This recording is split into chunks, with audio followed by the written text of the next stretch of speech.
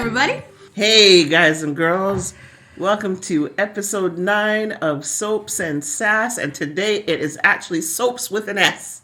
That it is indeed. All right. So today we are talking about both General Hospital and a new soap called Beyond the Gates. Yes. Today's episode format is going to be a little different, not much, just because we have way more to talk about with Beyond the Gates than we do with General Hospital. Which makes sense, since it's the first week it aired. Exactly. But also, sadly, General Hospital this week wasn't... Dry as chip. I'm like, for February sweeps... Dry as ashy legs. Oh, gosh.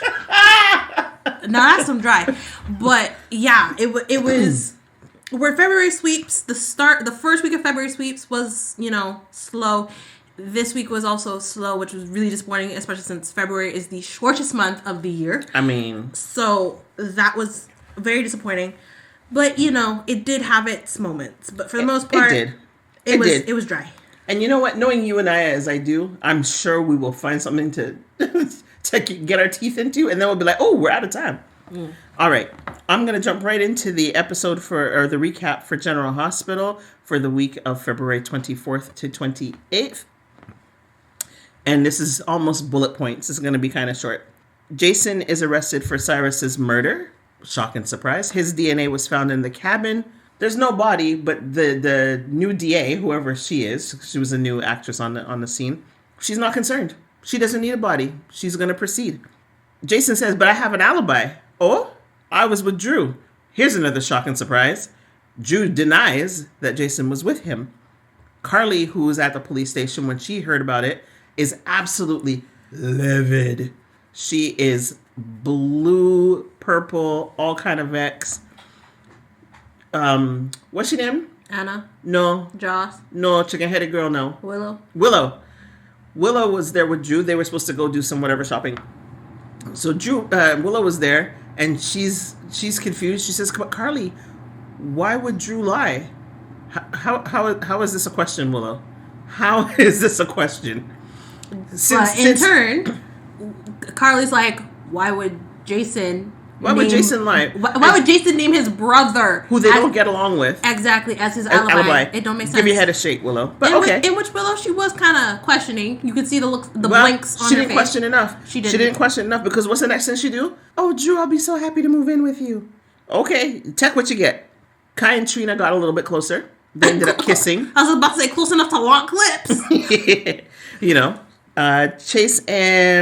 Chase suggests to Brooklyn that they get a sperm donor, and he has a recommendation, which is his brother Finn, because he would very much like for the baby to have his DNA as well. Which wouldn't be much. Brooklyn is like, thanks, but no thanks. Right?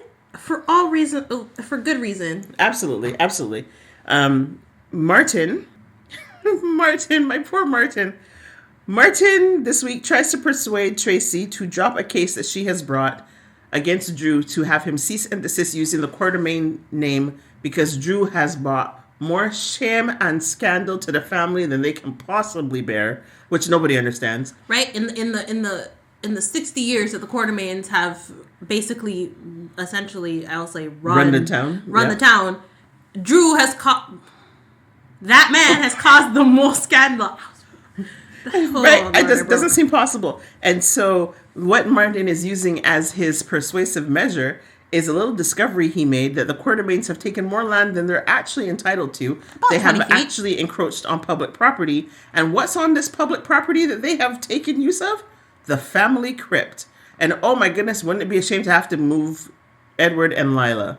Tracy's like, you're bluffing. Do it. So we'll see what happens. I'm actually shocked. I really didn't think Tracy would actually, I thought she was going to cave, but listen, because is Drew going to want to move Edward and Lila any more than she does? The thing is, we'll see. The thing is, I don't think it would be his decision. He might be a congressman, but I don't think it would be his decision. No, but he could push it and push it through the court and be like, that's not your property. Yeah, and you know how vindictive he's been lately? I think he would. That's what I'm saying. He would. Tracy's betting on the fact that he won't. Because and he will. Lila, everybody loves Lila. Who's going to desecrate Lila's remains? He will. I believe you, but we will see. Deception. Deception may end up partnering with Jen Sidwell. Which, again, why you bring these people in on a Friday? Not to say that, I don't like seeing them. These people, I suppose you mean Natalia and Jen specifically. Yeah, why you keep bringing that storyline in on a Friday? That was about the only interesting thing that happened this week, and it was just so momentary because we really want to understand better what is this beef between Jens and Natalia. But anyway, almost done with the recap. Lucky woke up this week after having been injected with the... And it was the good Lucky. It wasn't Shaggy. No, exactly. After being injected with the digitalis was the word I was looking for. And my man, was he greeted with a wake up? No one cares ugly about Lulu. I was going to say, no one cares about Lulu. But I more so mean, And I only call her ugly because of her attitude.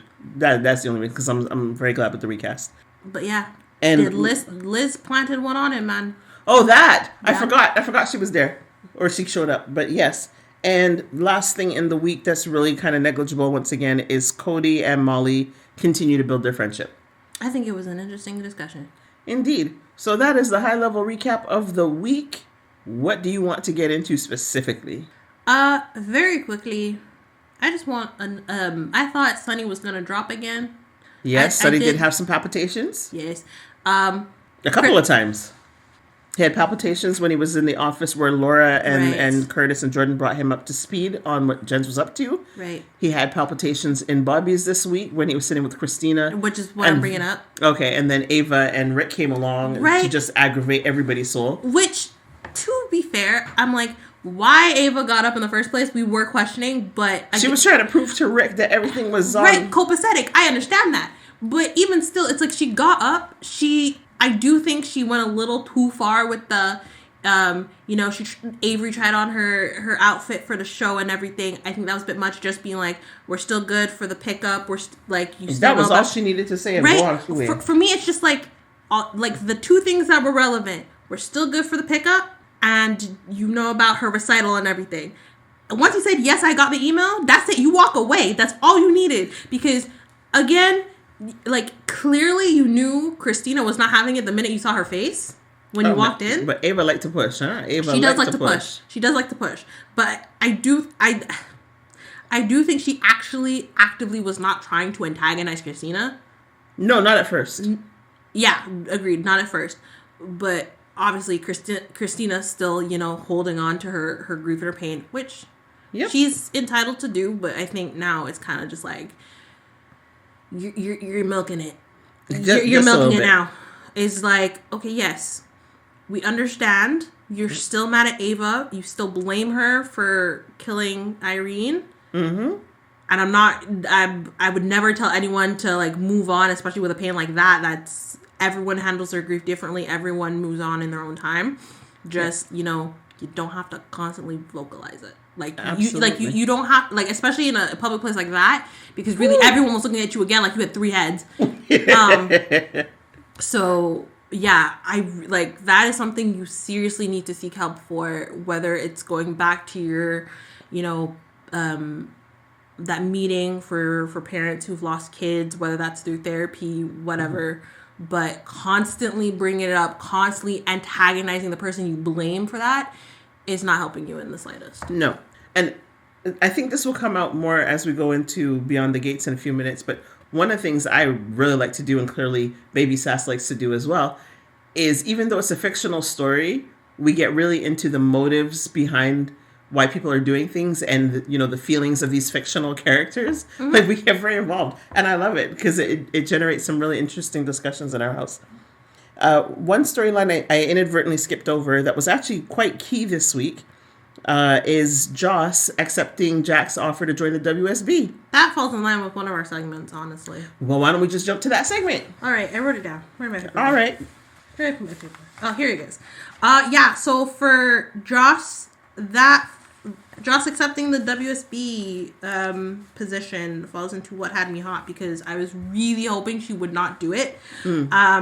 Again, Jack and his master manipulation. Because one thing I believe happened in this week's set of episodes is after she went to the police station? Yes, to the police station and confronted them and kept saying and being very hard on Jason didn't do it, and none of them questioning why is Josh saying this. I think they're just like, well, clearly you have this relationship with Jason. Of course you think you would do it. Right, the families are tight. But if Anna and the DA or ADA really were paying attention to Joss and her expression and the way she was saying that Jason didn't do it, they would have clued in that something was wrong and that she knows something, and like why she's so adamant that Jason didn't do it. I put that on Anna. I don't put it on the ADA because we never saw her before. She don't know them. Well, I mean, we can assume that she does because of all the times Jason's been hauled in. But yeah. But Anna should have picked that up. Especially since you're trained to pick up on these things as a former WC Although, agent. to be fair, Joss was like, can I talk to you right after you're finished what you're doing? I really need to talk to you. She did say that, but even... And Anna never came back. No, because she went right up to Anna. She said, you're making a mistake. Jason didn't do it. Like, yes, but then they had to distraught. go... Because the ADA wanted to go and talk to Jason. So Anna went off with the ADA and said to Joss, I'll be back in a minute. And then Anna never came back.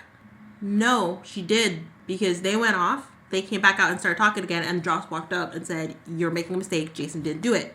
Right, but Anna again got distracted, so they never had that conversation. They didn't have they didn't actually have the conversation where Joss is like, Anna, you're making a mistake. Right, that's what I'm saying. But it was more of like, because Anna was trying to put out fires. No, right, because it was like ADA shows up, she's like, you're off the case, yada yada yada. Joss shows up, says like, can I talk to you? But Izumi like in a second because ADA is like, I need to talk to you about this, yada yada. So they walk off. And then they're having their conversation in the office. They come out, talk again, and which Joss is like, "You're making a mistake." And yes, if Anna got distracted again, yeah. But yeah. So so Josh did that. Went off to the WSB to talk to Jack, in which she's like, "I need to speak now," and Colette's like, "He's in a very important meeting." Oh, right, when he was chatting up Carly. Right, and it's just like, ooh. But which he's like, "Oh yeah, Jason was arrested," and it's just like, ugh. But what I found interesting when Joss was talking to Jack was she said, do I really have a choice? You literally covered up a murder for me. Mm-hmm, like, I don't have a choice. It's like, I accept it or you're going to hold it over my head and blackmail me, whatever. And Jack's like, no, I would not do that. Right. And I'm like, no, Jack. You liar fibber. I'm like, you're into her mom for one, so I'm like, I don't know how that's gonna go, but I'm like, if you care about Carly, like I don't care about the fact that you see Joss as like she's smart, she's she's able to figure all these things out, she's got like calm and whatever, she killed a man and didn't freak out, whatever, to an extent she did, but it's like, are you insane? Like you are actively recruiting the young woman of the child of the woman you're dating or into. Like, sorry, my mom just had an epiphany. Go ahead. Say anything. But it's like, you must know this is going to royally blow up in your face. So anyway, yes, that had me hot because I was really hoping Joss would not accept it, but she did. And I'm just like, Joss, I get there's stuff you want to do to help the world, and the fact that you're doing this for Dex is like, okay, because Dex did want to make a difference and stuff, but you're still technically putting your life on the line. Yep. Because you don't have any formal training. You don't know any martial arts to protect yourself. You just said you're not going to kill anyone, so you're not going to hold a gun. One can only assume that this sudden exit is she's going off for some kind of training. I'm not going to just... then again... They sent her off to Easter Island for whatever reason. No. We cannot assume. That was the excuse. That was the cover story. That's right. And Carly's super excited. Trina's super excited. Right. So for me this week, since we're talking about what had me hot is freaking Lucy Coe. How many different ways, Lucy, do you need for somebody to tell you that Jen Sidwell is not a person to do business with? You know she's caught up with the accent. She's all about... I don't think it's the accent. I mean, sure, partially the accent. He's exotic or what have you. You know how we got caught up in former, proper Jack Brennan and his Australian accent. Okay, fair point. So I'm not surprised with Lucy. Really with Lucy, I think it's more about the money. It's making the money at deception because Jen's has the minerals that Brooklyn was supposed to have procured the week before. Somehow this deal again fell through. Not really sure what happened. But they said that Brooklyn never actually sent the check that Lulu had brought her out the house on Valentine's night to deal with. Well, so I'm not sure what happened there, well, but that's what happened. they said. I know what happened because it was supposed to happen the morning for them. So on the 15th, she was supposed to deal with all of that because for them in Norway, whatever, it was the morning, but they were at night. Point is, Lulu is what caused her not to do it because she was upset because Lulu ripped into her. She went home and it's not like she's like, you know what, let me just make sure I leave a note for whoever so when they come in the morning they make sure to send the money for that. Oh, you are filling in blanks in a story. I'm filling in blanks. Assuming facts, not in evidence, ladies and gentlemen. It's the most logical explanation. She was too upset because Lulu and her idiot Whatever the reason, the check apparently didn't get paid. Nope. So now we have this plot point where Jens also has these minerals, which apparently he has already promised to Erica Kane. And I love the continued references that come up every so often to All My Children. But so Jens wants 5% of deception in exchange for that. Maxie is already like, wait, hold up, sir. You did all these dirty things. And then before Maxie can really finish the sentence good and proper, Sasha, who's in the Metro Court meeting with Carly, spies Jens across the room at the table with the deception ladies, comes flying over and lets them know that Jens had kidnapped her. And Maxie's like, well, as far as I'm concerned, this deal is done. This is dead in the water. And Lucy's like, what do you mean? Why haven't we signed the papers yet? Lucy, seriously, we have an expression in the West Indies. Hard as you can hear, but boy, you gonna feel when this fire comes and catches your tail, Lucy. I hope you're not standing in your underwear on the stage. That's all I'm saying. I will say it's funny though because I did have that whole situation marked as a comedy moment. I don't know why. I don't know why, but I did. Okay. But yes, because I love it because we had this whole thing and it like when the scene came up, we had this whole discussion about how like because for me I was just like how this man is in town. Everybody has seen this man but Sasha because they've been in the same room multiple times and not once has this man caught her eye until today, which I love. And she's just like, are you insane? Or maybe something he didn't catch her eye. Maybe she just wasn't bothered. But now he's with her friends, right? But he's been with them before and she didn't even blink. Okay. But anyway, she walks up and is like, hold up, what are y'all doing? And they're like, and Lucy's like, oh, don't tell me you have grief now. It's like, because even Max is like, well, I really don't think so because, you know, Lulu has some grievances. And Lucy's like, Lulu's our assistant. That's a fair point. No, fair point. And also, first of all, she's not your assistant. She's Brooklyn's, which Lulu needs to go. Lulu ain't doing her job. Nitpicking. But anyway, yes, Lulu does need to go. Yes, but Max is like, Lulu has some reservations because this man kidnapped her brother, almost killed her brother, yada, yada. And Lucy's just like, well, if it didn't come from the horse's mouth, how do we know oh my gosh. You know, I it's like everyone's saying that this man did this, but Lucky hasn't told me nothing. So and clearly she hasn't seen Anna. Right? Jason ain't gonna tell her nothing. Right? So when Sasha comes up and it's like, why are you here with this man? He kidnapped me, held me at gunpoint, and held me in a room with a bomb. And Lucy's kind of like, and Maxie and Natalia are all like, What you gonna do, Lucy? You gonna do? And you still want to do the business with this man? But then... And she's like, but you know what? And Sasha's like, you know what? Dig your own graves. Do what you're gonna do.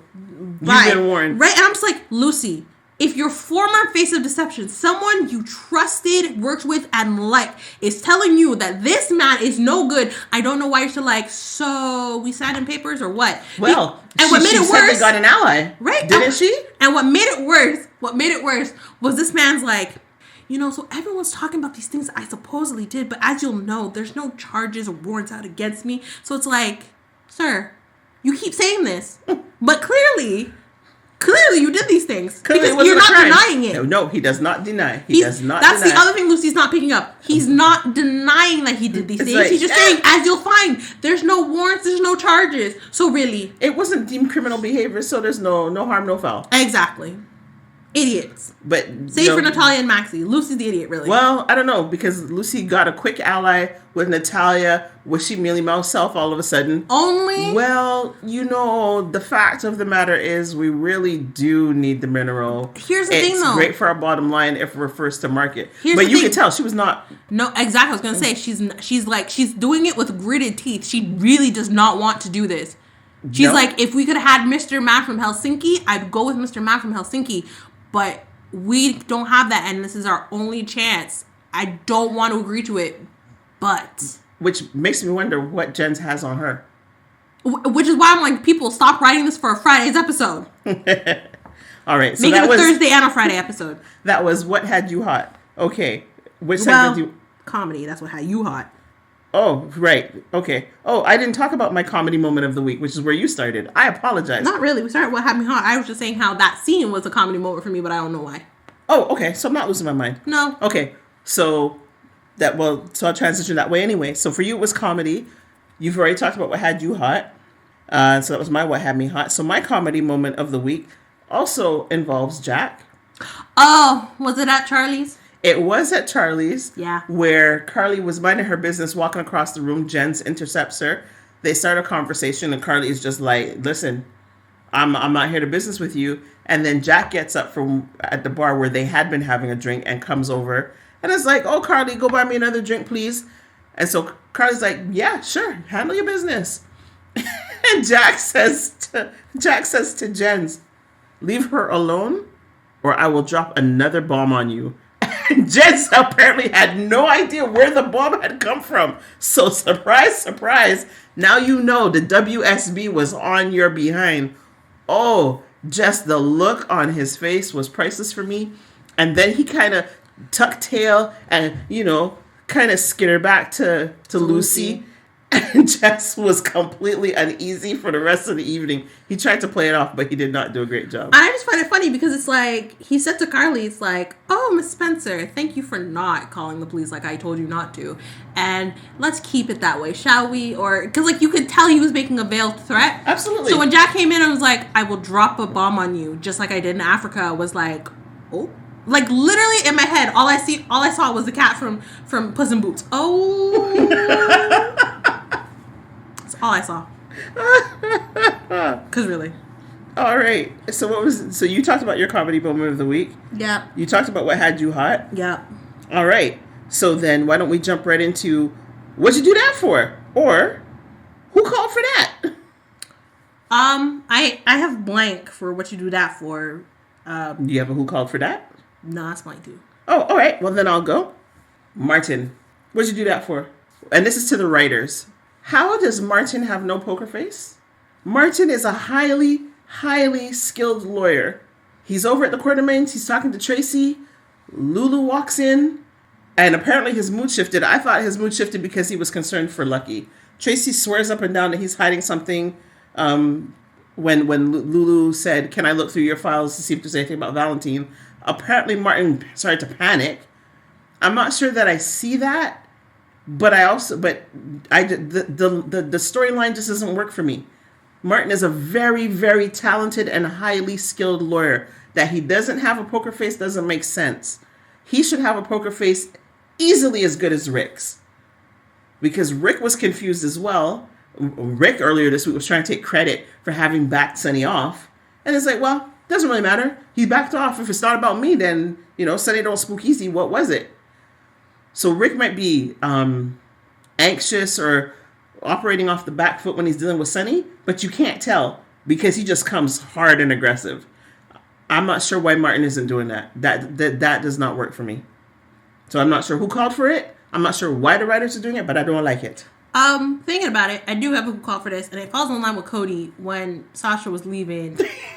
That really should have been a comedy moment, yes. But go on. It was so awkward and uncomfortable, and when he did it, I said, "Don't ever do that again." Yes, at least writers, not now because it was too soon. But Stop he it. said, "Go get him, cuz," and I said, "Nope."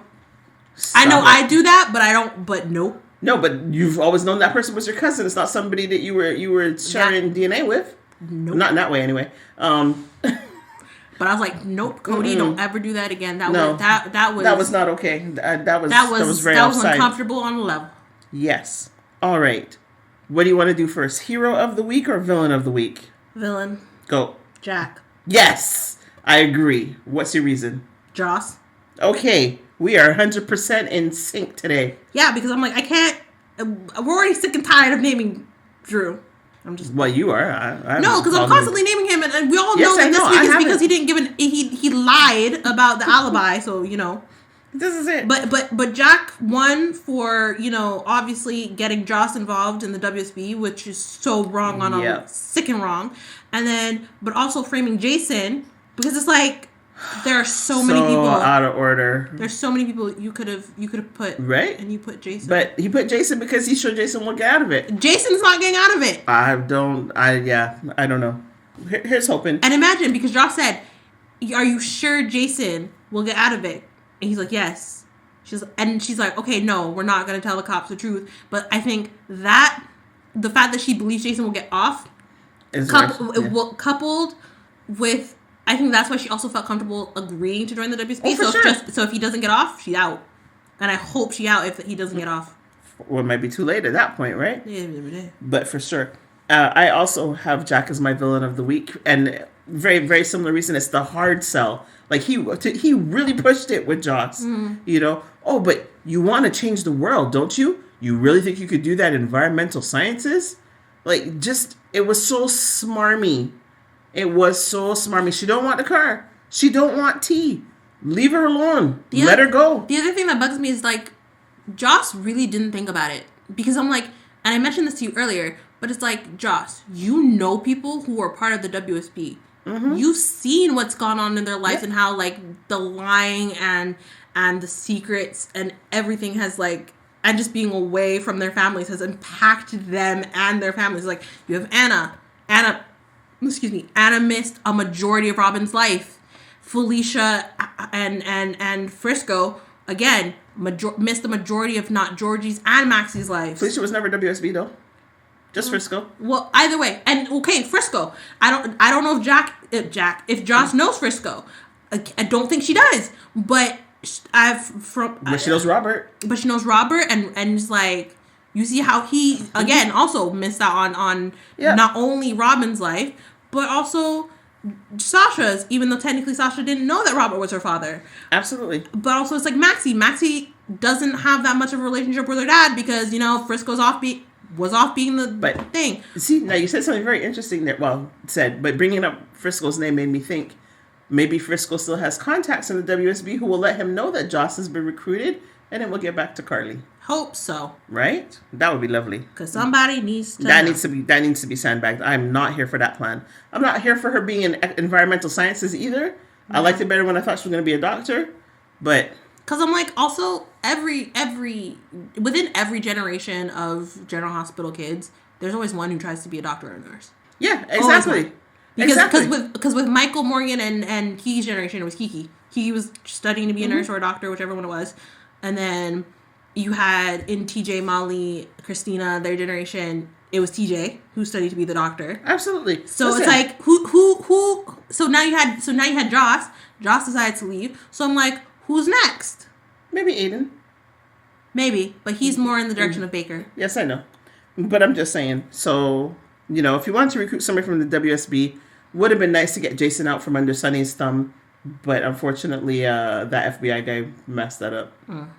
All right. So that's the villain of the week. Tell me about your hero. Still falling in line with Brooke and Chase.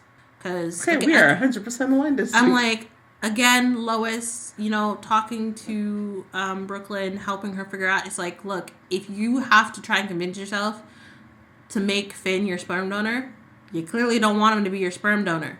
Yep. Dante and Chase having their discussion, and Dante just being like, look, man, it's like, do you think this is a good idea? Like, with everything that happened with Molly and Christina, and how are you going to feel about this? How's Finn going to feel about it? How's Violet going to feel about this? And Chase is like, I didn't think of those things. It's like, I get it. You were really, happy about the idea. You were caught up in the moment. So you didn't have time to think about it. But, with each of them taking their time apart to discuss with their respective person, and then each giving them the discussion that they need and giving advice, it just helps reinforce that they're a really good match, and that they can have honest conversations and not have to be afraid of what the other person's going to say. Well, yes, they're still afraid, which is just honestly reasonable within a relationship, and communication, which is very key.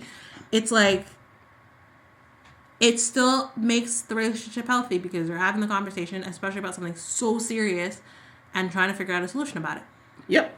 So I agree with you 100%. I made it a 3-way tie between Chase, Lois, and BLQ.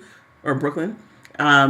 Exactly for very similar reasons, is the communication and the respect they have for one another, and that they take the time apart to process their thoughts. And once that processing has happened, they come back, and exactly as you said, they have that communication that is so key.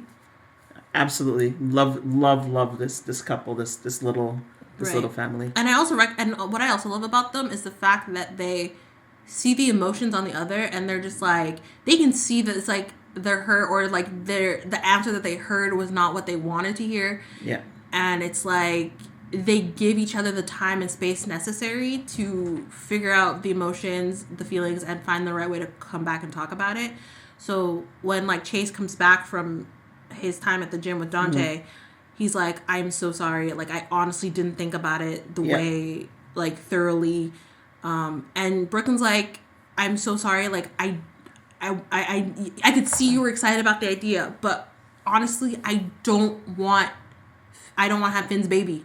I want yours, and it ain't gonna cut it. To be like, we will figure out some way to do this, and it might suck because obviously I can't have your baby the way we want, but I don't want it to be your brother's. That's for sure. Yep, absolutely. And the importance of an apology. Yes. I mean, I don't know that it was really necessary in the situation, but this dynamic is what I would have expected from TJ and Molly, who have been partners from time, and it's really quite shocking. And where is TJ? But I will leave that right there where it is. All right. So before we go to break, because I think we need a break in this episode since we're going to go talk about Beyond the Gates, any predictions that you have for anything upcoming or a wish list, anything you want to see in this upcoming storylines? I want Jason to... Actually, not even want. I do want Jason to you know, like... Beat the charges? Yes, thank you. I was like, not get away with murder. He didn't do nothing. I'd also like for him to have a conversation with Danny, because, you know, we didn't see that at all, but I'd like him to talk with Danny about everything that's going on and just be like, Danny, I know you're probably going to hear things. Just, you know, I swear to God, I didn't do it. Like, I know I made the threat and everything, but I promise you I didn't do it.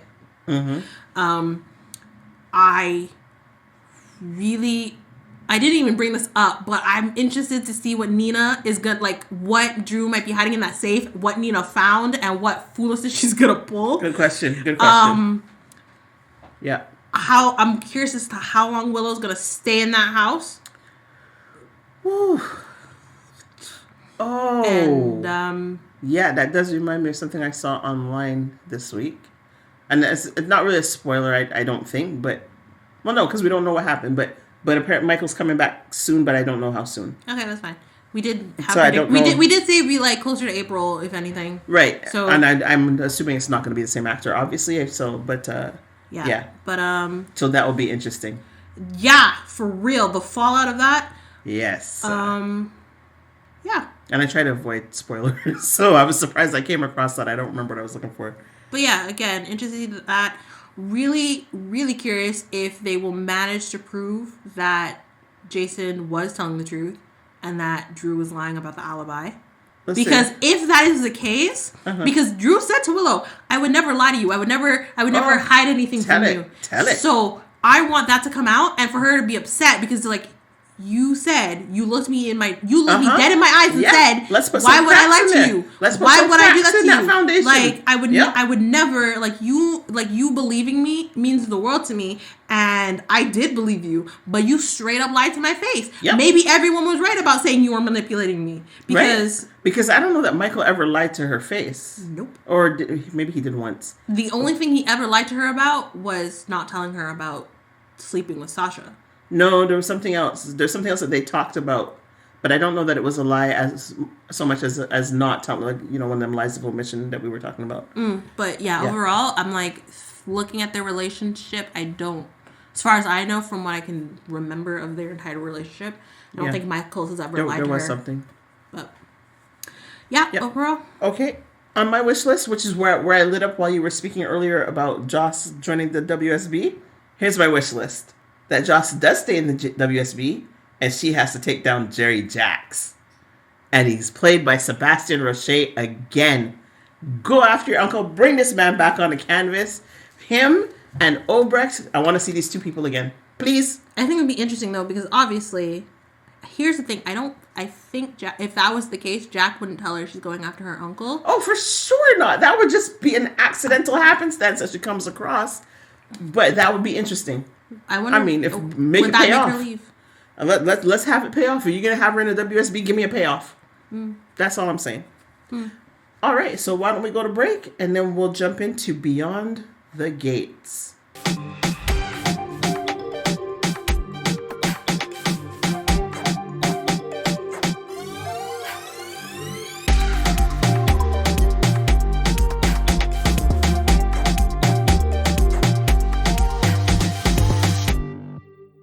All right, guys, welcome back. Oh, okay. Hey, let's get into it. All Beyond right. the Gates. Yes. The first week. Woo. Tell us what happened. All right, people. So, Beyond the Gates, as we said, is basically the story of an African-American family who live in a gated community. And the focus of the show is the Dupree family. The first episode was really focused on introducing the characters and more so... more characters were introduced as the week went on, but as the week went on, we got more storyline than characters. So, let's go. So, we have Vernon Dupree, the patriarch of the Dupree family, former senator, married to the lovely Anita Dupree, who is a former singer, glorious woman. They have 2 kids, Nicole and Danny. Nicole is a doctor, psychiatrist. She is married to Ted Richardson, who is a plastic surgeon. They have 2 kids, Kat and Martin. Kat is, I would say, an entrepreneur of sorts, more into marketing, stuff like that. Yep, she has a degree in marketing, they were saying. Yep, and their son, Martin, he is a congressman, following after his grandfather, Vernon's steps. As I said, he was a former senator. And Martin is married to Bradley Smitty Smith. They have 2 kids, Samantha and Tyrell. They're both teenagers. We haven't seen them yet. So then we have Danny. Oh, by the way, Smitty's a reporter, it sounded like. Yes. But it seems also more like he's a stay-at-home dad. Yep. So it was interesting. Like I said, we've got Danny Dupree. I would say she's... From appearances, I think she's the youngest. Between her and Nicole, I think she's the younger sibling.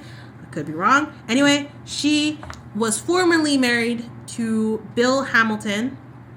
Sleazy man. As we've discovered, he was having an affair with Haley Lawson, a paralegal at his law firm, and the former best friend of their eldest daughter, Naomi, who is also a lawyer, following after her father, Bill's footsteps.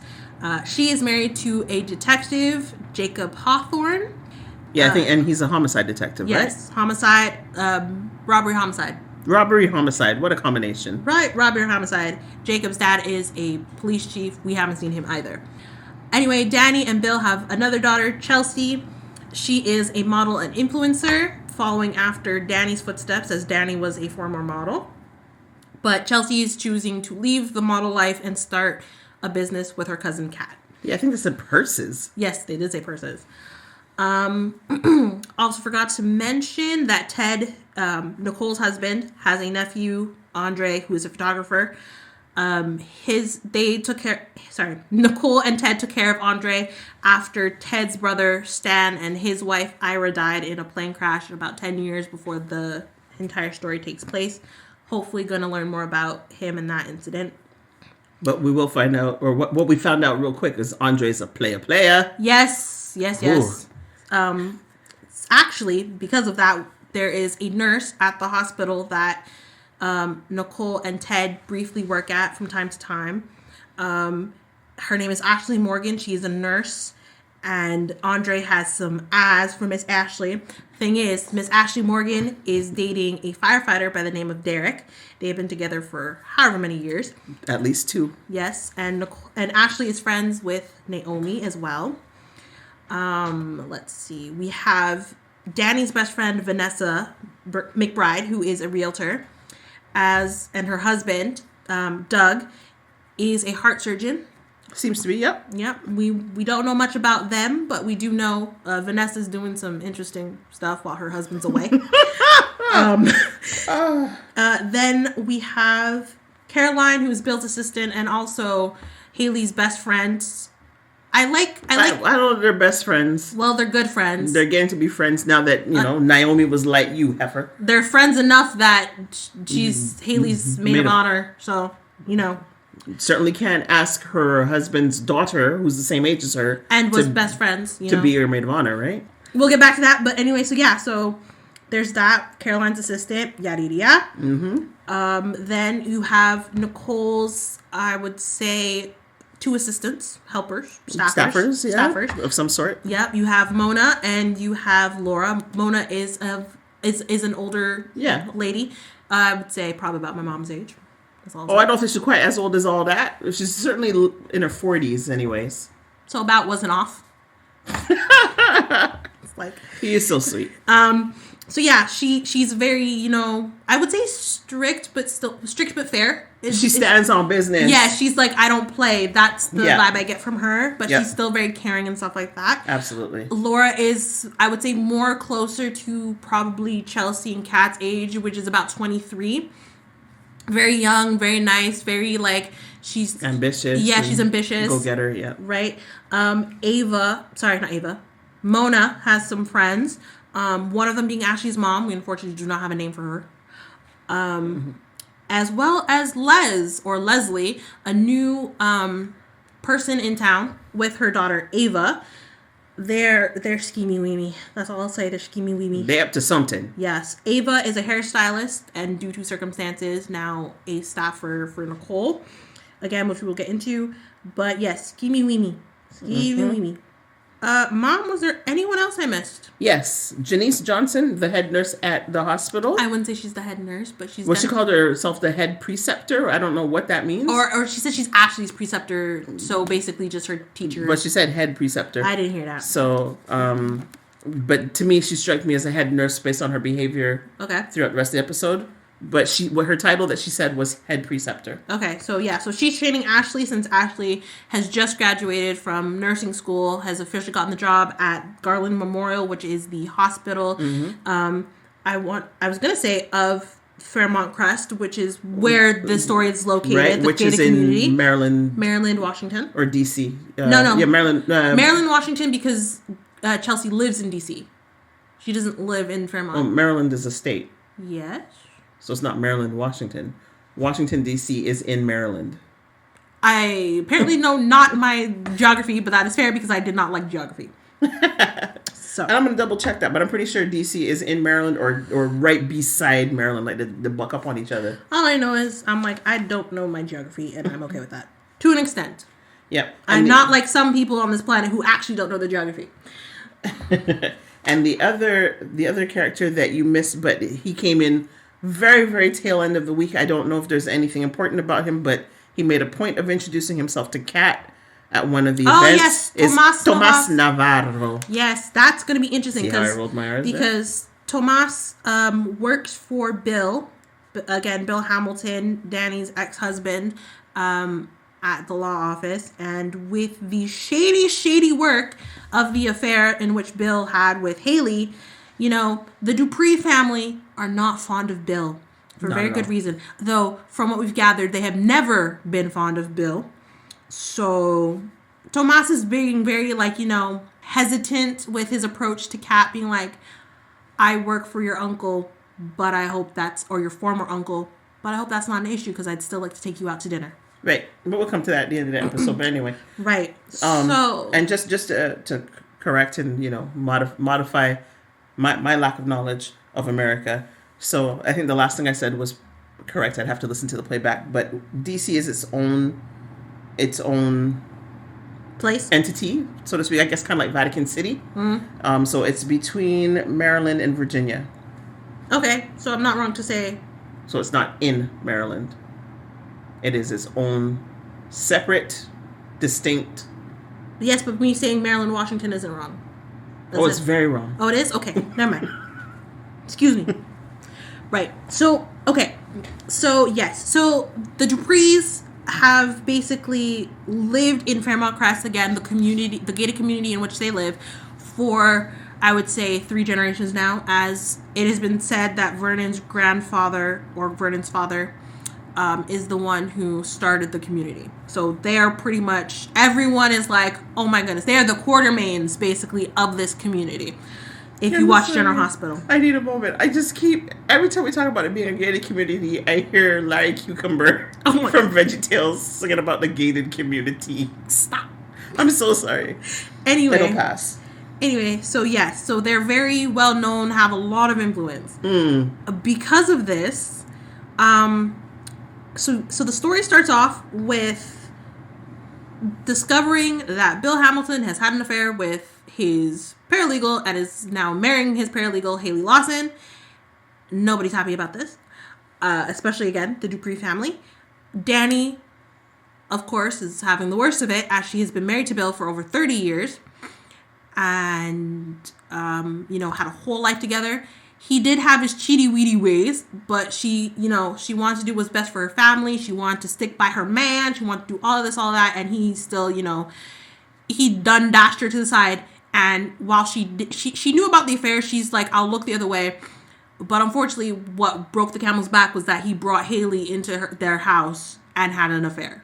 Continued the affair. He didn't bring Haley into the house, right? Because it turned out that Naomi is the one who brought Naomi home, because that was her best friend. And that is how how Haley and Bill met, was because Naomi had brought her home. Right, but I'm assuming, based off what Danny said, he literally brought Haley into the house and and slept with her in the house. That's what I'm interpreting. I don't even need to be in that. Go on. That's how I'm interpreting that. So yes, this is basically the happenings. So Bill and Haley are now engaged. They're planning their wedding. Great, yada yada. Not so happy about it, but whatever. Come to find out that they booked the country club for their wedding. Ain't nobody happy about that. Because again, the Duprees run everything. It's a slap in the face to Danny. It's disrespectful. Yada yada yada. So can we just put a blanket statement across the week? Anything that Bill and Haley did this week was a slap in the face to Danny. Let's just say that. Yes. Okay. So Bill Haley buy a house in Fairmont Crest. Again, as Mom said, slap in the face. Because it's like, you literally could live anywhere else and you choose here. Right. Because they did say, and I'm sorry to jump in on your recap, but there was a point where they said that Bill had actually moved out of the community, was living in whatever other place, and then he sold that to move back into Fairmont Crest with this young woman. Yes, indeedy.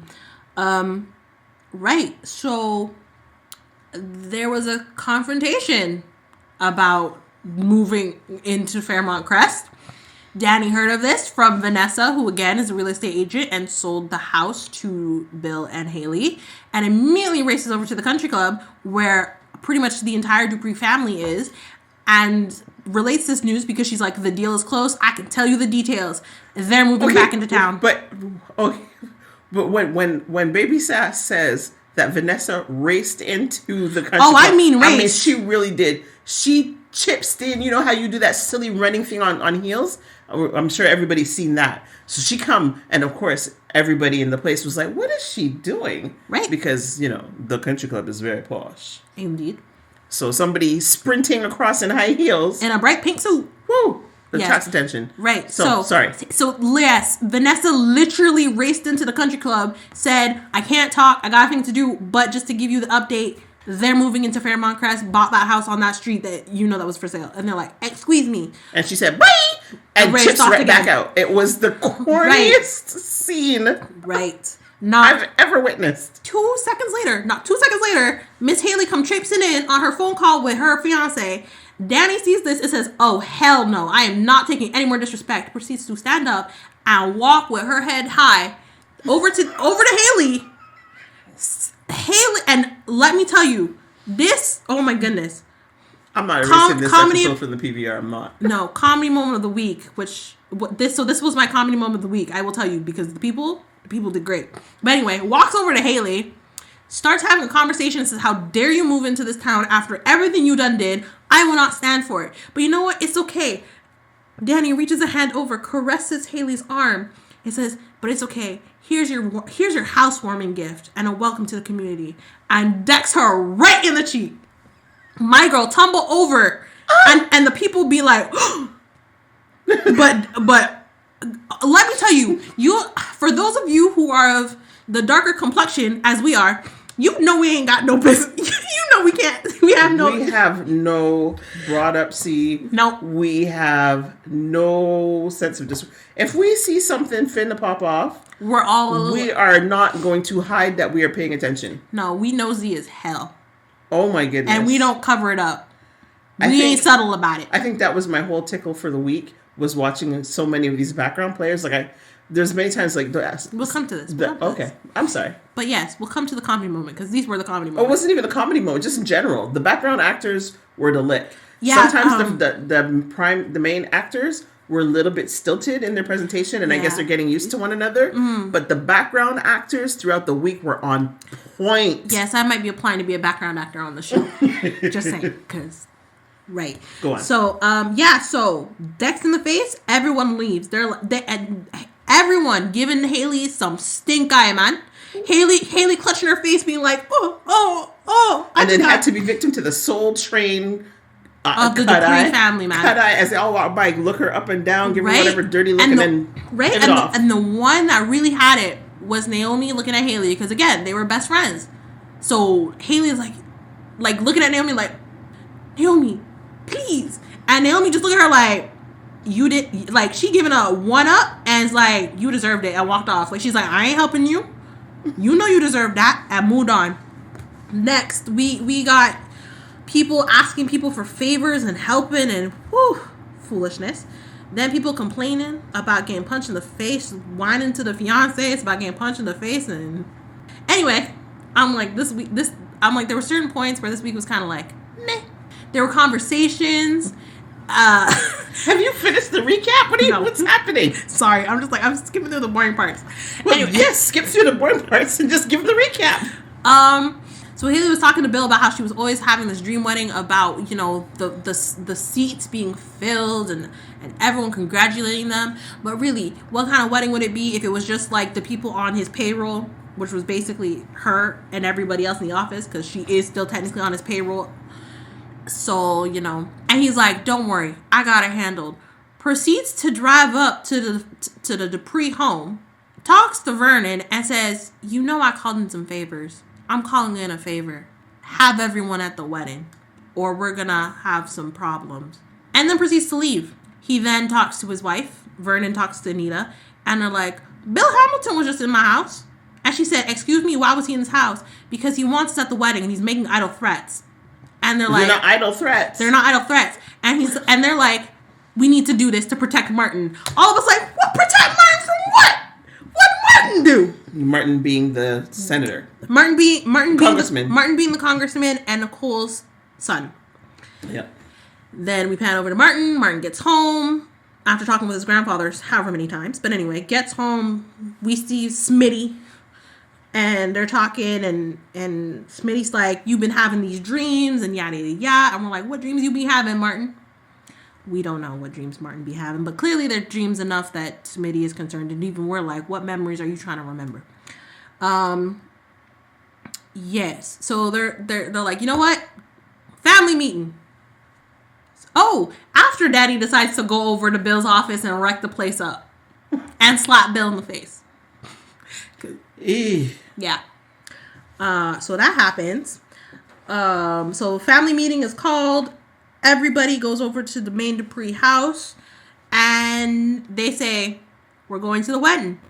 Danny's like, the hell we are. The hell I am. I'm not going to support that man and his heifer. Her words, not mine. And they're like, and Anita says, I will forgo the fact that you just cursed at me in my own house, but you're going. And she's like, no, I'm not. She proceeds to leave. Vernon's like, we need you to go.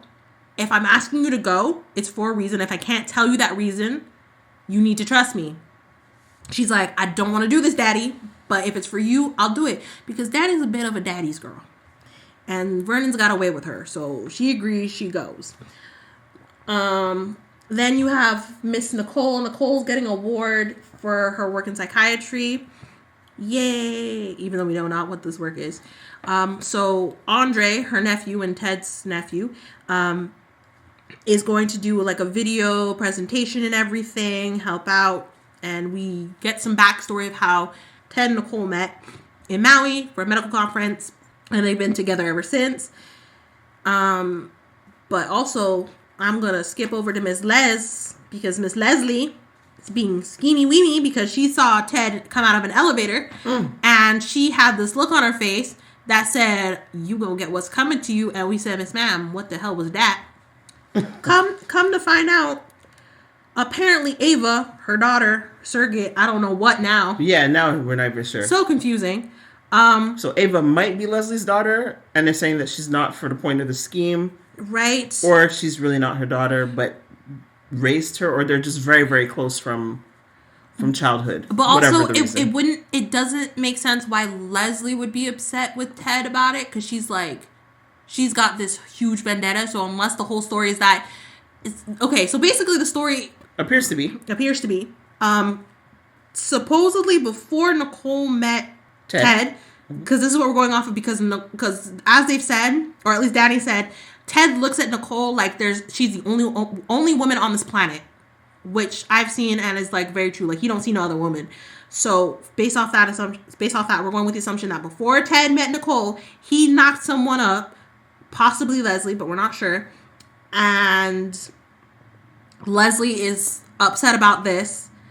Ava, being the result of said pregnancy, Leslie's trying to get Ava up in Ted's house.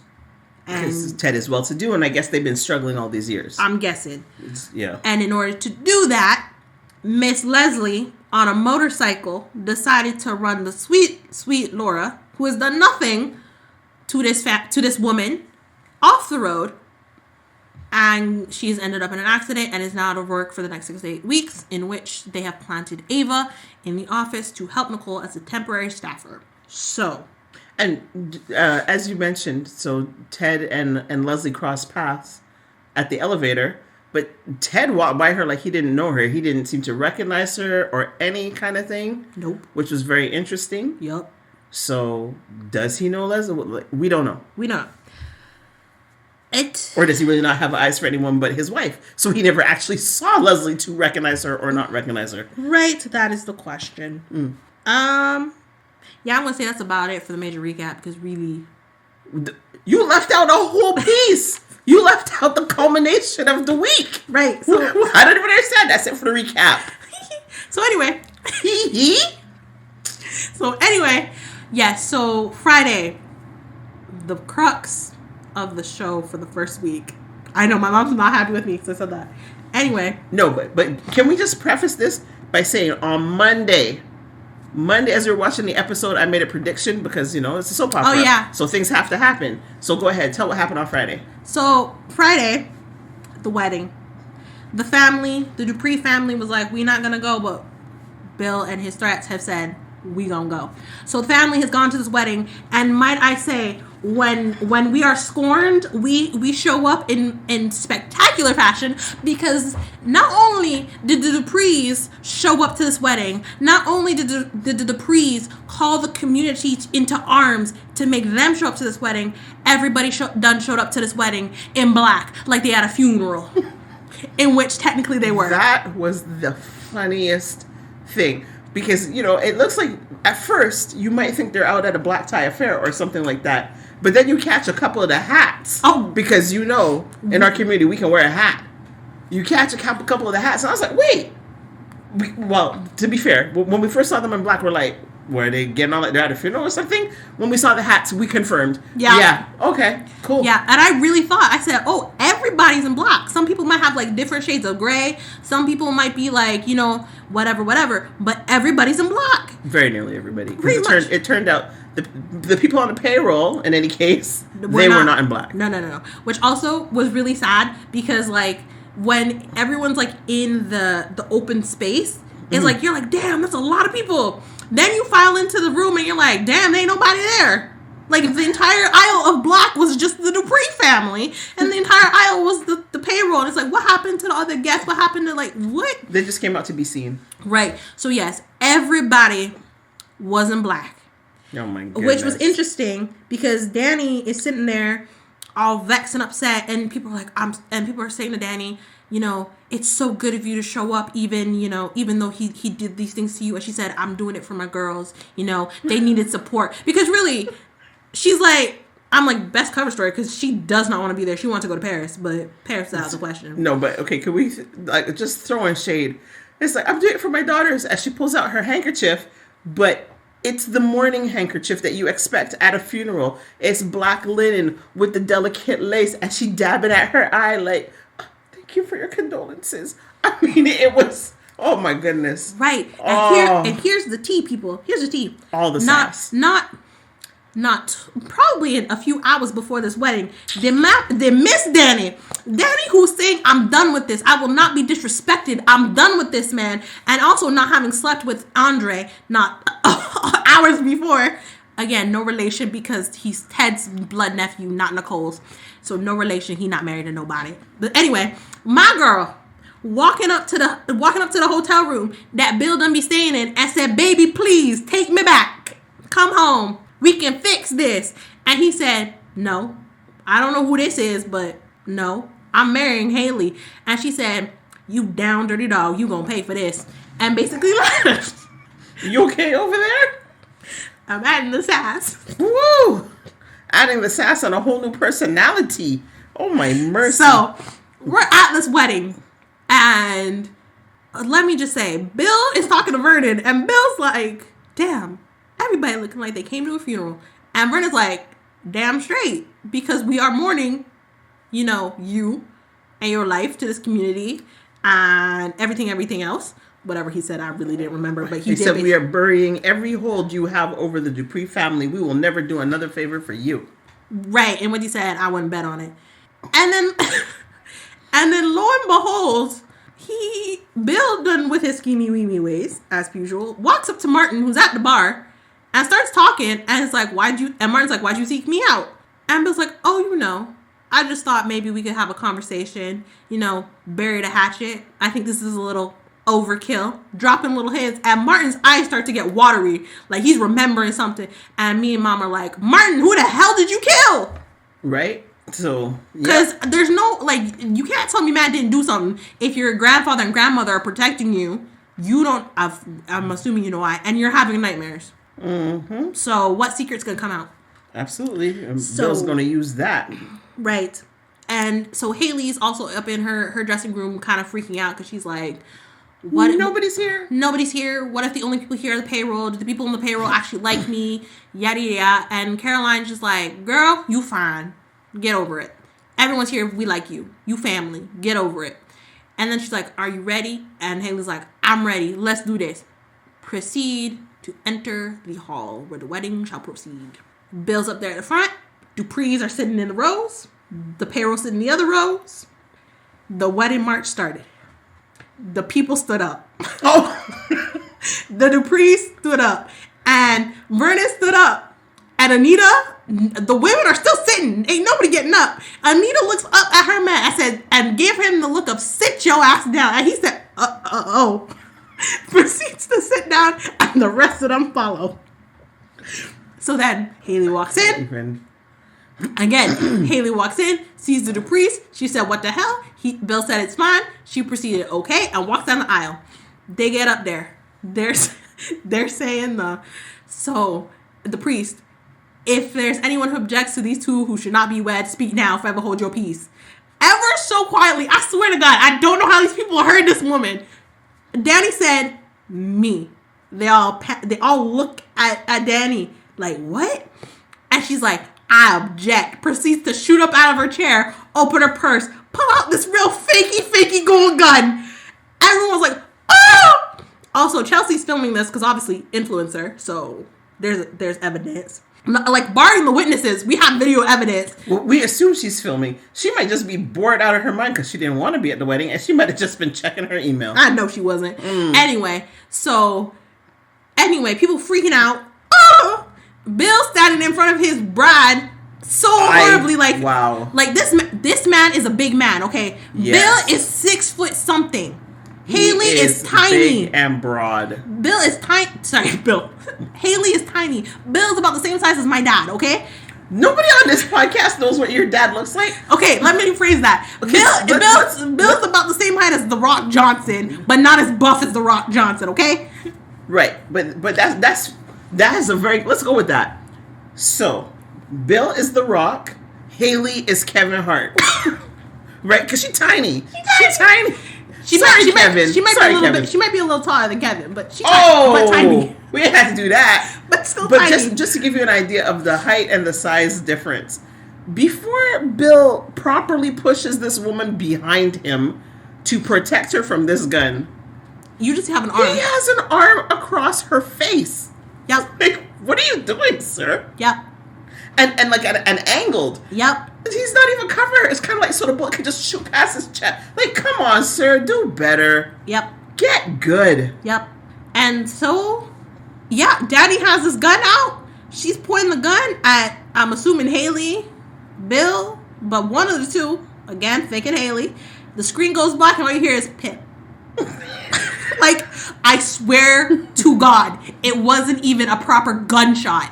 It was just a Pip. Oh my goodness. If you have ever seen Harlem Nights, there is a scene where Eddie Murphy and Richard Pryor and I think Red Fox are shooting up this place and they got the machine guns. And you just hear as the machine gun is going and then somebody jumps up with a little, it's like a cap gun. And you just hear pop, pop, pop, pop. And they're looking like, what are you doing? That's basically what this gun was. It was just a pop. Pop, pop. And actually, we can't even see pop because really, it really was a Pip. Indeed. It really was a Pip. If you ever set off caps at like 4th of July or whatever firework day, you just get these little caps and just, like, this was nothing, man. Right? Like, and like I said, the gun was so fakey fake. It was so disappointing. Like, I understand they're getting their bearings, but... Please give these people a budget. Like, give them a budget? For sound. My mercy. I'm like, I've seen, like, I'm not snitching. Here come the sass. I'm not going to snitch because... Go on. But I have hung out with somebody who has a fake gun, but it's got heft and looks like a real one. And I'm just like, you couldn't find that? Like, what the hell? Listen. And then on top of that, whoever is doing your editing for sound, you couldn't find a real, like, gunshot effect because there was no reason for it to be a Pip. Give them a budget. My girl was holding a 9mm. Either that or whoever. A 9mm don't give off no Pip. Whatever producer or whoever's in charge of the budget for the episodes, you're spending your money wrong. Because there was some good music, there was some good R&B through various scenes. Heck yes. Listen, negotiate better on how whatever you have to spend on the rights to use these people's music so that you can buy a gunshot sound, which I would think would be public domain anyway. Like, I don't understand how you can't find a gunshot sound on the internet. Maybe we'll throw one into the podcast just because. Oh my God. But, like... Holy moly. For real. It was shocking. The other thing is, though, y'all need to do your transitions better, too, because y'all need to do, like, a music transition, because there was a point in the show where someone went into an elevator, and then we transitioned into the Dupree home, and Vernon came out of an elevator, which really threw us off. But the way it transitioned was so... I said, why are we still hearing the elevator sound as this man's coming out of a room? Right, and that was the confusion, because what you're telling me it's an elevator, I still don't know if I believe you, but it's not a proper elevator door in their house. It's a regular door. Yeah, like... So he's in the elevator, and then he just opens the door and comes out. Yeah, it's like a bedroom door. It's like... So I'm not convinced it's an elevator, but based on where the staircase is on the other side, I can see how that would be, because I said to you, that's a stupid place. That room is very oddly shaped. It don't make sense. Especially with how... But an elevator makes sense. Yeah, because as you say, it's like the stairs are on one side and then there's a window for the outside on the other one. So it's like, where are you going? I don't know. So... All right. So that's the recap for the week. I do apologize that it was all over the place. But again, candid podcast. Oh my goodness. Okay. So, well, you already said you already spoke about your comedy moment of the week. No, I did not.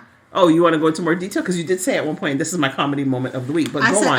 I said... Tell us in detail. Let's hear it.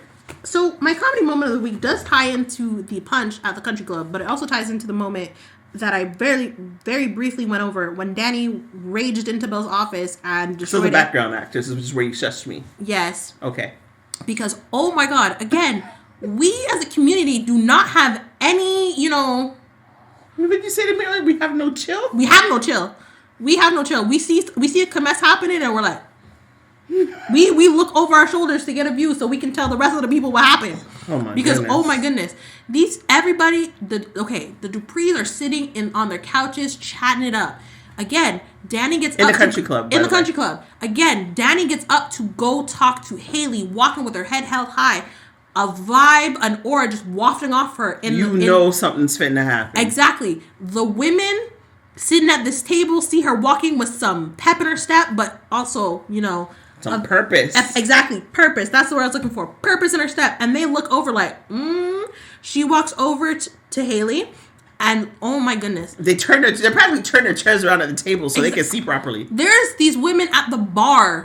And oh my goodness. First off, the one closest to Haley, she really didn't care who was watching. She didn't care that she was up in these people's business. She really sat up, turned her body, and was like leaning back in her chair like, yes, I'm here for the show. I am listening. I'm not being subtle at all. I'm fully minding your business. And listen, if Haley had bent her elbow, she would have hit the woman. That's how close the woman was. Yes. And then on top of that, like, you had some other women past this woman who's up in the chair being like, yes, I'm listening to your business. And, like, I assume they were muttering because somebody said, shh, trying to get them to shut up so she could hear what was going on. Okay, but we must also add, because I feel like you're about to forget them. No, I was not. I was about to go into them next. Go. The country club employees. 2 men and a woman. I don't know what this woman was doing. She was a waitress of some sort. Something. Because she started at somebody's table. Oh, I know she did. But I'm just saying, what she was doing behind the bar, I don't know what she's doing. Because she wasn't... She came to place the order for the kitchen. She wasn't being subtle. Again, neither were the rest of them. But she herself made it seem as though she was trying to be subtle and trying not to be up in these people's business. But she was doing a really bad job. However, I'm going to call Mr. Sir Damien, who's cleaning this glass, and Mr. Sir Robert, who's over here just standing there watching. The best one was Damien, because Damien's standing there holding this glass and this rag, and he's just like, huh? What going on? And the thing is, he's taller than Haley. So, but the thing is, sometimes she'll shift in a certain way, so all you'll see is just the eyes popping over Haley's head, and he's just still cleaning this glass. And I'm just like, oh my gosh, we really ain't got no chill though. I'm like, I know I'm nosy. My mama knows I'm nosy, but these people, they nosier than me. If I am able to find a clip, I don't know if anybody put a clip on YouTube, but if I can find a clip on YouTube, we will put a link to that in the show notes, because this scene was so stupid. Yep. And who? Actually, I don't know if I'll be able to put a preview, but if I could put a preview with a video, it would be that man. It would be Damien just cleaning that glass. And then not even that. So, again, Danny punches Haley in the face. Haley goes over. All these people are like, oh, Damien didn't flinch. Damien's still cleaning his glass, looking down at Haley being like, oh. I found the clip. Right? It's, oh my goodness. And then, again, people marching out. The Duprees walking with heads held high, giving Haley the stink eye. And as Haley's standing there clutching her face, kind of whimpering a little bit, the same woman sitting in that chair at the bar next to Haley, who's full up in her business, looks at Haley and says, welcome to Fairmont Crest. I'm like, that's how you introduce a show. I kind of wish that Miss Ma'am broke the fourth wall with us, but I'll take it.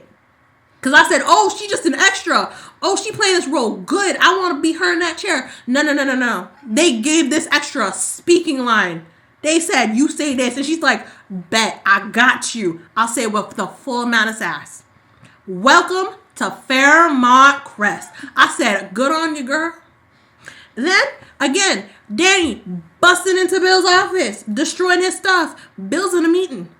Bill's got a black man, white woman in a meeting. Danny busts in, grab one of his golf clubs. These two extras, they don't wait. They see Danny coming in hot. Purpose. The minute her hand grabs for a weapon, they're out of their chairs at the back of the room. They're not waiting. Bill's still in his chair, leaned back as she clears the stuff off his desk. She wasn't having it. She was staring him dead in his eyes with daggers. Caroline had to come in and be like, yo, what the hell? Bill's like, it's all good. I got this. Caroline's like, come on, let's leave. They couldn't leave that room fast enough. They could not leave that room fast enough. They're like, we're not getting in the middle of this. I'm not losing my head because a black woman is about to beat the hell out of this black man. I know. They left quick, fast, in a hurry. Those were my comedy moments. Oh my goodness. Woo. Okay. This is gonna be a long episode. Yes, it really is. We may end up splitting it into 2. I think we probably should. Yeah. So, my comedy moment of the week, Vanessa McBride, Danny's best friend. These 2 women, I just, So, Vanessa, I don't know if she has an open relationship with her husband, Doug. I really don't understand what this dynamic is. But Vanessa is at this bar, the Uptown, and she is in disguise. I don't know if we're supposed to believe that rich women don't know how to disguise themselves. But anyway, she's in this horrible disguise. She got the headscarf tied on, and then she's wearing these glasses, kind of like you would see like old movies. Yeah, exactly. The old timey time movies. When you like driving in cars. The starlet's driving. Exactly. The wind blowing all over the place. So she's sitting at this table in a bar, and then this man comes up to her, talking about something like, are you alone? Anyway, whatever. Basically, Vanessa has paid this man to do some role play with her. And I assume they're going to go back to whoever's place and do whatever they're going to do. Vanessa has just come from seeing Bill, and she's upset. So she's in the same Uptown bar. She gets a drink, and she sees her friend Vanessa there, walks over to the table where Vanessa is sitting with this man, and she's like, oh, good, I don't have to drink alone. And then proceeds to rattle off her drink order. And she looks at Vanessa. She finally notices Vanessa properly and is like, what are you wearing? And then turns to the guy, who are you? Because you sure ain't Doug McBride. And Vanessa's like, looking at her friend like, lady, beat it. Like, I'm, whatever, getting my groove on or whatever you're doing. And Vanessa just doesn't take him. But just the way the scene played out, and I'm not doing even remote justice, but this made me laugh. Like, your friend is trying to do something. They're in the middle of something, and you are so self-absorbed, and you just completely blow up their spot. Just completely blow it up.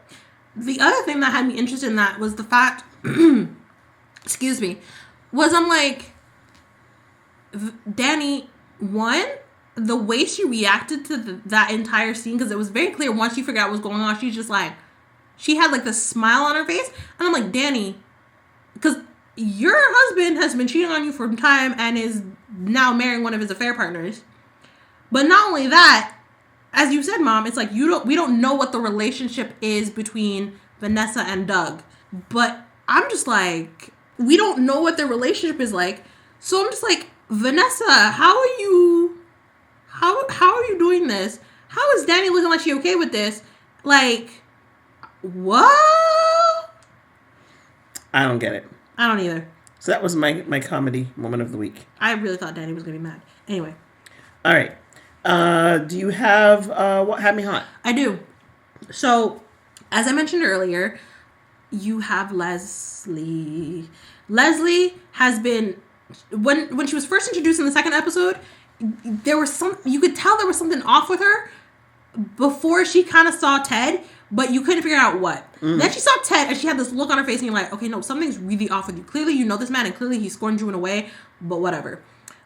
But after her and Ava get home, they start talking about plans and everything, and I'm like, okay, no, something's really off.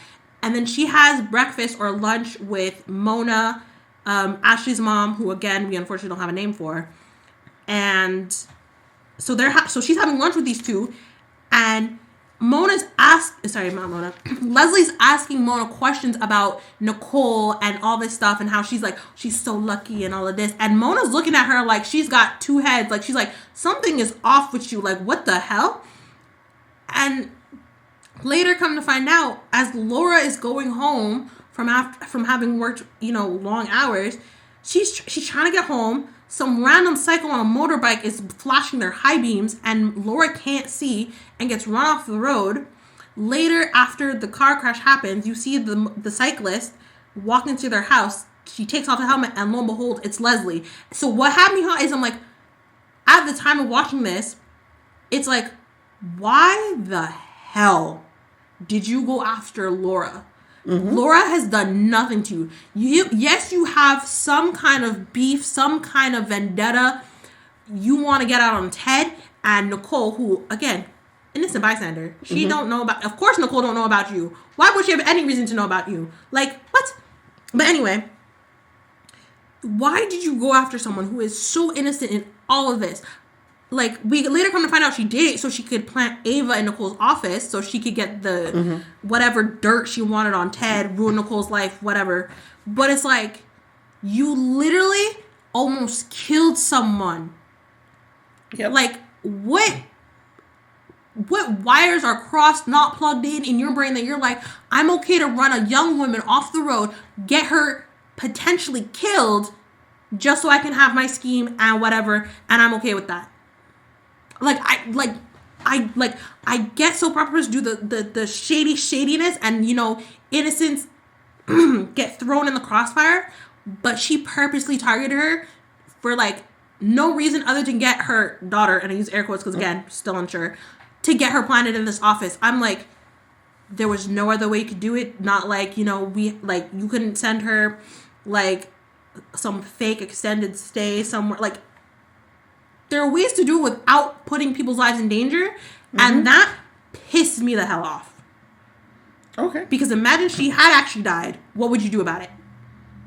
Yep. Because later on, because in the next episode, Ava's having an interview with Nicole to get Laura's job temporarily, and she's saying all these things, and Ava asks her, like, I heard, like, this happened. What happened to Laura? And Nicole's like, unfortunately, it wasn't an accident. Someone tried to hurt her. Someone possibly tried to kill her.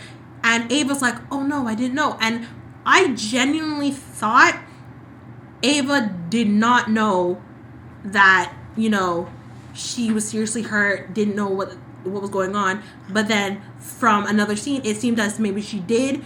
I'm like, I don't know if she was expecting Leslie to run her off the road or what. But I'm just like, this is insane. The fact that you are okay with her running her off the road, I'm like, what sociopathic, psychopathic... Oh. So yeah, I'm very mad. Clearly. You feel very passionate about that. For me, what had me hot this week was Haley. And it really was, why are you running around town begging for people's acceptance, forgiveness? How do we cohabitate? Like, really, I'm very happy to accept, because Haley does genuinely seem like a nice person. She seems like a person with a certain level of values, if I can put it that way.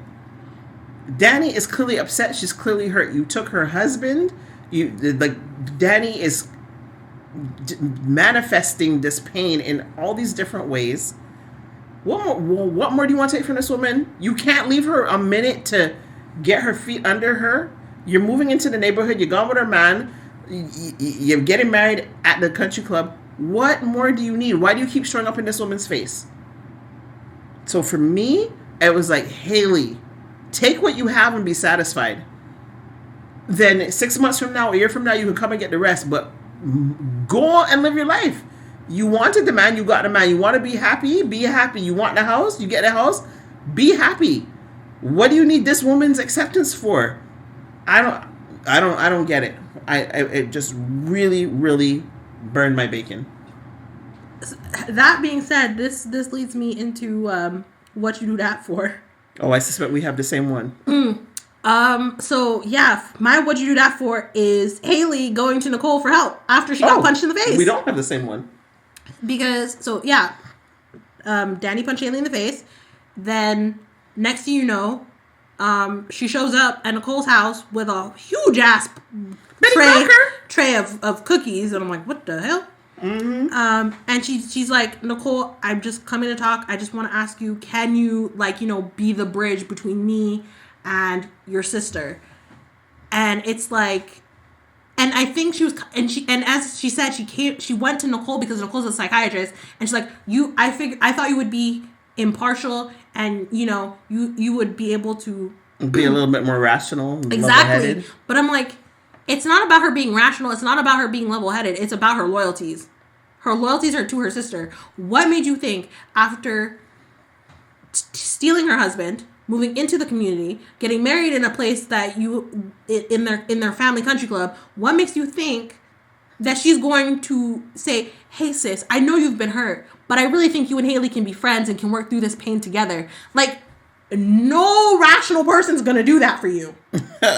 Like, no, if my sister was put in that position, I'd deck you too. I'd deck you for coming to me and asking me to betray my sister to help you. Your cookies. And I would take your cookies. Get out of my house. Right. Unfortunately, Nicole did not take the cookies, but you know. No. Fair enough. Okay, so I think that's a fair point. I would have taken the cookies. I wouldn't have eaten them, but I would have given them to the hospital. Here, pass this out to the patient. Oh, yeah, Give them to the children. Sure. All right. So what'd you do that for? Which I was actually surprised, but you did talk about this. Was Danny begging Bill to come back? Like, Danny. I wish we knew her full name. Can you give me a head a shake, please? Seriously. How many knives do you want to hand this man so he can kill you by 1,000 cuts? What are you doing? I couldn't believe it. He already told you. And this is where I was talking earlier. That we look at people's motives. Like, it's really interesting to figure out the motivations even for the fictional characters. But I just remember watching an episode of Steve Harvey once. And Steve Harvey said, ladies, don't make a man tell you twice he don't want you. He meant it the first time, basically. And to see Danny just begging. And one of the things that Bill said to her was, what attracted me to you was your self-confidence, your pride. You just walked into a room and you owned your space. But now she just, please love me. Come on, Danny. Stop it. Right? And stop it. Would you to let your daughters do this madness? Come on. No, and the thing that really pissed me off about that, too, is the fact that all week she's been like, I will not let this man do this to me. I am not going to, let him walk over me. And then she's like... hands him a grenade. Hands him a bazooka. Gives him the keys to an armored car. I mean, lady. Gives him some C4. Right? I'm like... what are you... oh. I'm like, if there was any time to beg him to come back home, it was 1, before you signed the divorce papers, and 2, before this man was starting to get married again. I mean, the time to beg him to come back home was while he was in the middle of the affair, and before he's like, I'm leaving you. That's the time to beg him to stay, right? And even then, here's a tip for you ladies: if your man's cheating, don't beg him to stay. Let him go. He ain't worth it. Here's the other thing: once a cheater, always a cheater. I'm gonna do a who called for that. Because I didn't have it on my list, but I'm going to throw it in because this was stupid on a level. And Auntie Sass mentioned this to me because we got her into the soap opera, y'all. Auntie Sass, my mom's sister. She said... not the opinions of Opinion Sass. Opinion Sass. I think this was on Monday's episode. It may have been Tuesday's, but anyway, Danny goes home after the country club and she's watching, for reasons I don't understand, wedding videos. And we won't even talk about how she supposedly got married at 19, but looked like this picture was taken a day before her, with her same 40-year-old self. Whatever. She's watching the videos and she's boo-hooing as she's been doing all week. Anita comes in, her mother comes in, and says to her grown-ass daughter, "Don't worry, Mom. Don't worry, baby. Mommy's here." Excuse? I'm sorry. We know any... Go ahead. I mean, all the respect, but if you ever said that to me, I would look at you with, like you had 2 heads in the slap. That's what I'm saying. Do we know any big mamas out there? Any mama from our community who's going to say to their grown daughter, "Don't worry, baby, mommy's here"? Nope. What? I'm like, it's like, okay. I don't know who's in the writer's room, but y'all need to check your edits. Do a 4-eye check before you give these papers to the actors. And actors, please have a right to say, "Are you crazy?" Tell the writers that this don't make no sense. Who's doing this? Because here's the thing. Yes, we will always need our mothers. Yes. But mothers will Mommy's here? Come on. Nah, man. Nah. All right. Villain of the week? Bill. All right. You want to say anything more on that? I mean, does there anything more need to be said? Blackmail, cheating, disrespect. Thinking that his daughter would be okay with everything. Well, now, then I'm just going to jump right into Hero of the Week. Because my Hero of the Week, because I don't really have a villain. I mean, Bill is obviously the villain. Oh. It's too early to add anybody for me. Sorry, side villain, Les. Yeah, okay, sure. I left that one blank, but Hero of the Week for me was Naomi. Hey. Bill goes and seeks out Naomi because he hasn't seen his daughter since all this started popping off. And, he's like, "I just wanted to see you. You didn't come into the office, so I guess she works for him." You didn't come into the office, and I knew you'd be here. Oh, no. I don't think they work at the same office. And if they did, I'm surprised she didn't put in her 2 weeks or at least try to get into a different law firm. But I think she might have been in a different office, but she didn't go in because she... Whatever. She's upset. But yeah. So anyway, so he comes and finds her in a park, her favorite thinking spot. And, you know, he's saying, like, I hope you're not mad at me. You know, we need to get past this. And she basically has no use for this man anymore. Yes, he's her father, but she lets him know. The hero that I had as a little girl, that man is dead. I don't know who you are. Don't talk to me. Don't look at me. Don't call my name. Don't think my name. You see me cross 2 counties over. Leave me alone. And he's like, excuse me, I am still your father. And she's like, I don't give 2 walk-ups. My father's dead. Don't care. And she says, you know what? You came to find me. If you don't like the reception you've gotten, you can leave. Get to step in, sir. And what did he do? He got to step in. So I had to stand up and applaud. I thought that was really powerful. So nicely done, Naomi. Amen. Anything else you want to give some predictions? Well, wish list. Well, first off, you had said earlier that you had made a prediction from the beginning of the show. Yes, from the time the show started and we found out Bill was having an affair, I said to Baby Sass, by the end of the week somebody end up dead. Last scene of the week we have a shooting. I don't know if anybody's end up dead, but that shooting happened, and there was something else I had said. You were upset because Miss Danny, after basically embarrassing herself, had gone home and pulled out a hat box. I said, "What the hell's in that tiny little hat box?" And you looked at me like I had 3 heads. You said, "Girl, what the hell you mean? We all know what's in that tiny little hat box." I mean, but you. I said, I hope there's not a gun. And you really looked at me like, what did I say? To be fair, you don't have the soap opera history that I have. But oh my goodness, goodness, I disappointed her so much in that moment. Yeah, just a little. But yes, had to be a murder, and there had to be. There was something else I had said there had to be, and both things were in this week. I can't remember. To be honest, I also did think the murder was going to happen based off the car accident. I said, I guess that happened soon. But it wasn't by gun. So imagine my surprise when Danny's Maybe it was just scandal. And boy, did we have scandal.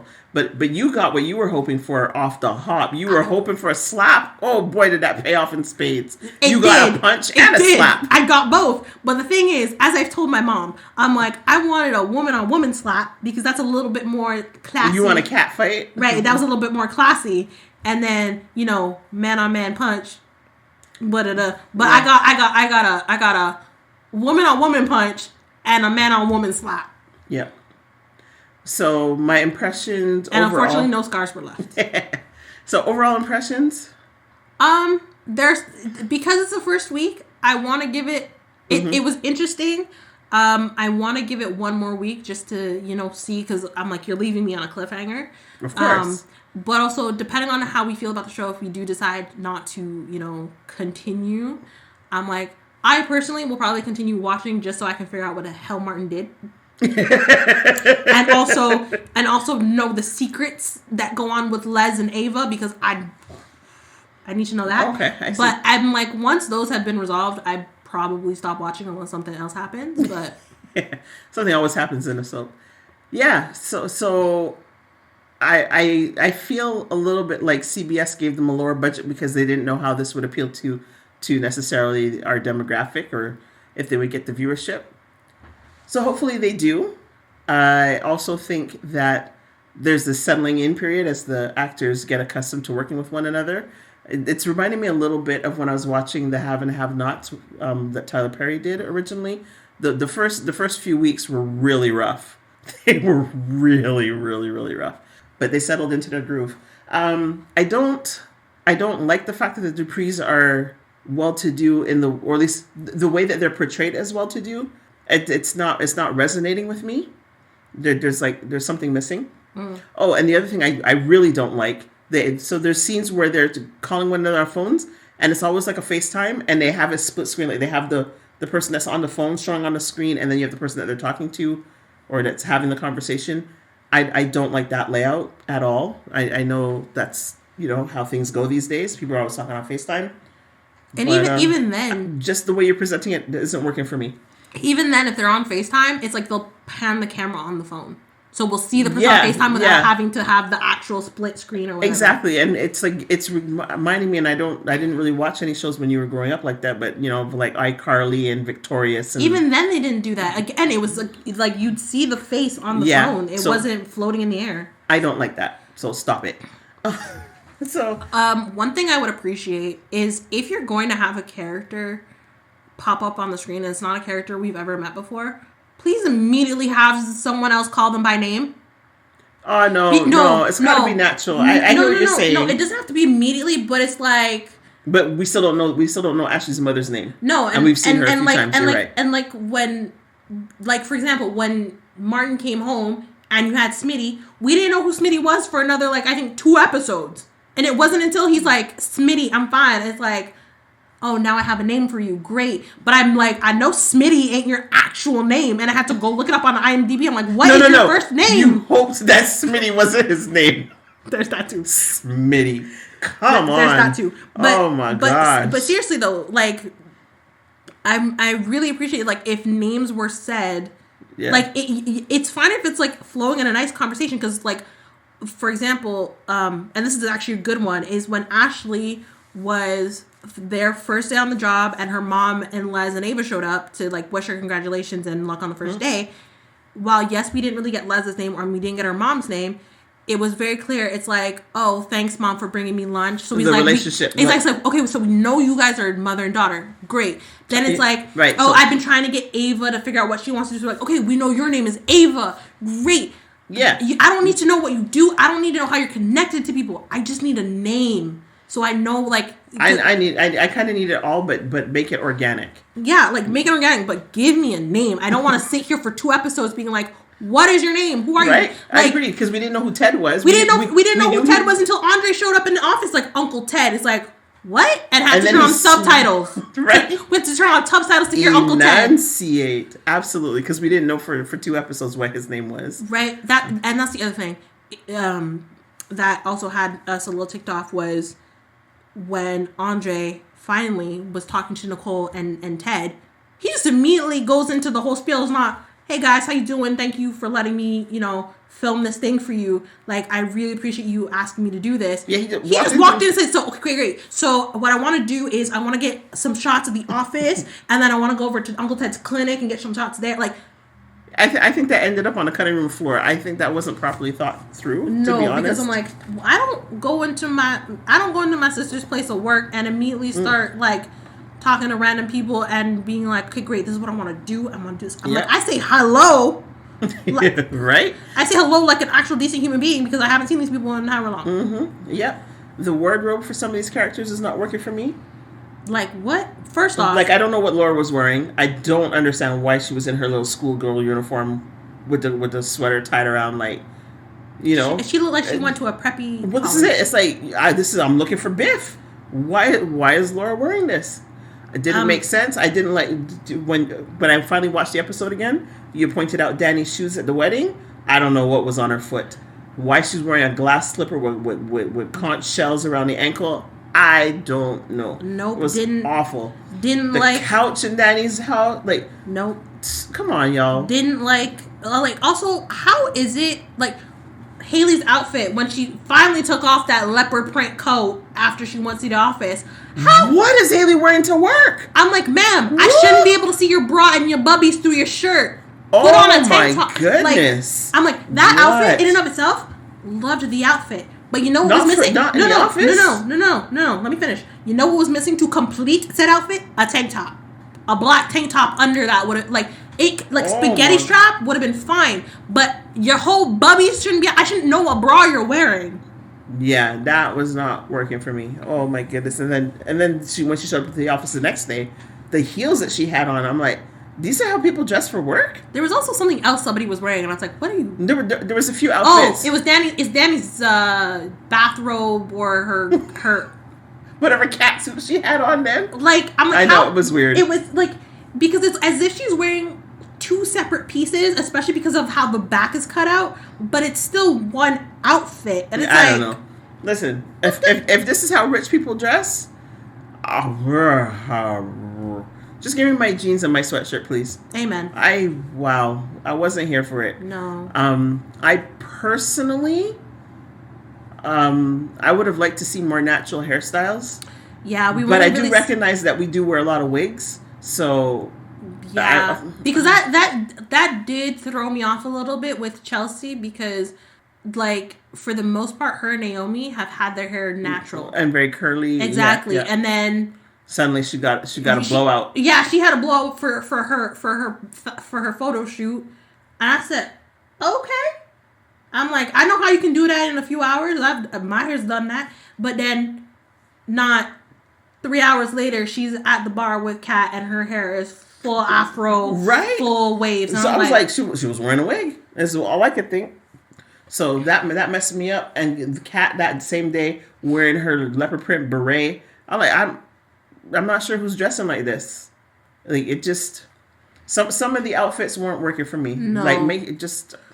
But yeah, and that was the other thing that I found really, really interesting. And I don't know what was wrong with my eye, but I actually really struggled to tell some of the men apart.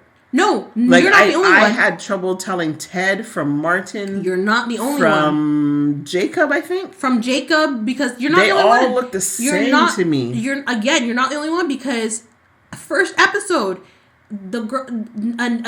Anita, Nicole were talking about, is Naomi gonna join us? Next thing you know, you pan to two people in a bed just having finished their fancy time, and we're like, okay. And I'm like, and the next thing you know, you have Martin meeting his grandfather. And I said, oh, Lord, please don't tell me somebody's cheating on somebody. And I was so confused. I said, oh, Lord, don't tell me you're sleeping with Naomi. Again, this is the first episode. We don't know what the relations are to people. We don't know that Naomi is Nicole's niece and Ted is the husband and Martin's the son and Jacob's the other is Naomi's son. We don't know this. So we're like, what the hell? And then we're like, but wait, you're calling this man grandfather. So ain't no way this man is married to Nicole, because that would be so, like, what? And then come to find out that Jacob is not Martin. And yeah, so there was a little bit of a standard look for a lot of the men. The only people that are easy to tell, Bill, Vernon, and the random guy in the bar. When you know, the guy that stepped to Chelsea? He was not He looked different. No, he was not anything, but he looked very different. I could tell this was a different somebody. Yep. His look was completely unlike all the other men. Right. So, yeah. I will say this, though. I kept looking at Jacob, and I kept thinking he was Lance Gross. Oh, interesting. I was like, Calvin, what you doing from House of Pain? What? So, I will say this. If you ever need to replace Jacob, call Lance. I wouldn't know the difference. Sure. So for me, I'm not sure. There's some things that are not sitting well. There's some interesting. I don't know if I want to call it code switching, but there's moments where some of the actors are speaking very properly, and like pronouncing their T's and their S's and their D's and their G's. Like, it's all very clear, and I'm like, really, rich people? Oh, okay. And then, you know, a couple moments later, they're kind of like, and they're speaking among themselves, right? We're speaking within our community, and then they get home, and all of a sudden, like, oh, girl, you don't know, and then want to finna and whatever, and it's just like, So I'm not sure what's happening there. So I don't know if I'm in for long. I want to support. I want to believe in this. Give them some more money so they can do the same things that everybody else is doing, like sound. And, you know, the other thing that was missing for me was right before the commercial, the soap opera look. You know, somebody says something and you just stare at them as you fade off to commercial. We didn't have much of that. So anyway, that's my piece. All right. Very long podcast. I suspect we will split this into 2 parts by the time we're done. Oh, yeah, we're going to have to split this into Because where are we, like, at 2 hours? Or there's going to be some very heavy editing. So let's say goodbye. Bye! Have a great week, y'all. Thanks for hanging. Yep. I hope you enjoyed the soaps. And I hope you will love the sass. Absolutely. Take care. Bye.